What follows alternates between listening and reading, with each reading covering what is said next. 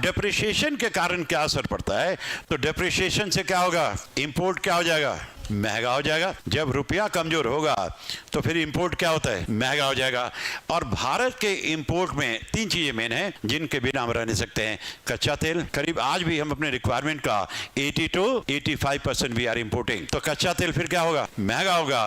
कच्चा तेल महंगा तो पेट्रोल डीजल महंगा, पेट्रोल डीजल महंगा तो सब कुछ महंगा। तो भारत में भी क्या आ गया, इन्फ्लेशन। इतना ही नहीं, दूसरा एलिमेंट कोल। अभी भी भारत में 55% बिजली बनती है किससे, कोयले से, और कोयला हम लोग इंपोर्ट करते हैं। तो जब रुपया कमजोर होगा ना तो सारे इंपोर्ट क्या हो जाएंगे, महंगे हो जाएंगे। अब कोयला हो गया या कच्चा तेल हो गया, एक तीसरा गोल्ड भी है, गोल्ड को छोड़ दो। ये एनर्जी का हमारा स्रोत है और वो महंगा हो या सस्ता हो इसके इंपोर्ट पे कोई फर्क नहीं पड़ेगा। तो इससे भारत में क्या हो गया, इन्फ्लेशन आ गया। और यूक्रेन की लड़ाई के बाद से अभी तक जो है वो 6% से क्या है, ज्यादा है। पढ़ते होगे, इसलिए आरबीआई ने क्या किया है, रेपो रेट को बढ़ा रही है। अब यहाँ पूरा सीक्वेंस, ये मैं इसलिए बता रहा हूं कि पढ़ने का आप तरीका बदलें। अब अमेरिका की बात करें, शुरू करो। अमेरिका ने क्या किया, अपने लोगों को राहत पैकेज दिया नोट छाप करके।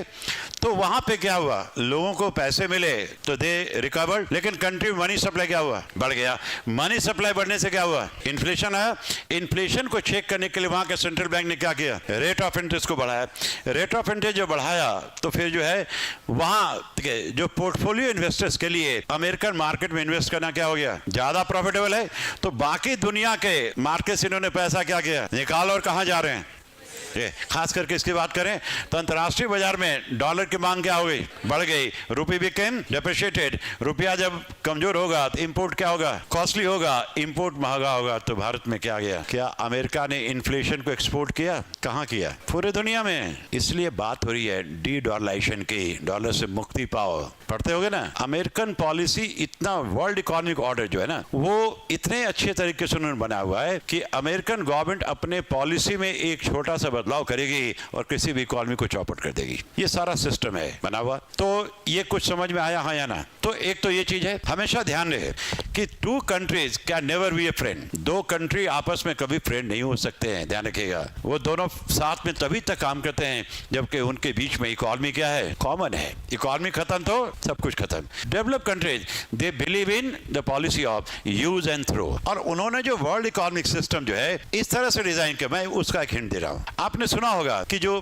पेग सिस्टम होता है करेंसी का, नहीं सुना है, चलो नोट देखा होगा 100 रुपए का। तो ये जो है आरबीआई छापती है। तो ये आरबीआई मतलब भारत सरकार, ये भारत सरकार का एसेट है या लायबिलिटी है, ये है लायबिलिटी। और 500 रुपए का जो नोट है, इतना बड़ा कागज का टुकड़ा है, आखिर उसमें क्या है कि 500 के बराबर है वो। अरे 10 रुपए का न्यूज़पेपर तो इतना होता है, लेकिन इतना बड़ा, उसमें जो लिखा क्या हुआ है, I promise to pay the bearer a sum of 500, और नीचे आरबीआई का क्या होता है, इसको फाइनेंशियल कहते हैं प्रॉमिसरी नोट। तो वही उसका वैल्यू है। एक कहावत सुना होगा कि देश में अगर, घर में अगर सोना है, सोना तो गोल्ड, तो घर सेफ है, और कंट्री में अगर गोल्ड है तो कंट्री सेफ है। आखिर ऐसा क्यों? Gold is the only metal which is part of foreign currency reserve. Bharat का फॉरेन करेंसी रिजर्व अभी है $582 बिलियन, हर एक वीक चेंज होता है। उसमें गोल्ड का जो रिजर्व है it is worth $43 billion American dollar, यानी उतने के बराबर आरबीआई के पास गोल्ड है। कहां रखा है मुझे नहीं जानकारी, ठीक है।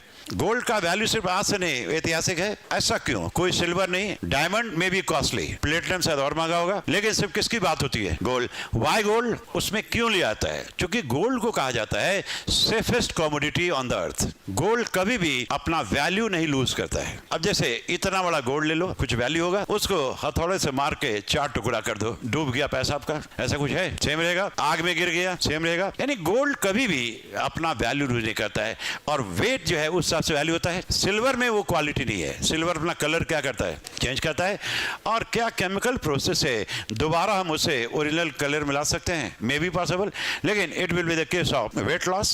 डायमंड में क्या है कि इतना बड़ा डायमंड का दाम कम है, छोटा डायमंड का दाम ज्यादा है, यानी उसका वेट के हिसाब से वैल्यू नहीं है। तो gold is the only metal which is part of foreign currency reserve. और दो कंट्री को कहा है कि they are very very comfortable. पहला, जिनके पास डॉलर का बड़ा भंडार हो, और दूसरा जो गोल्ड का मेजर प्रोड्यूसर हो। जो जिनके पास गोल्ड का स्टॉक है, तो gold can be converted into any currency in the international market.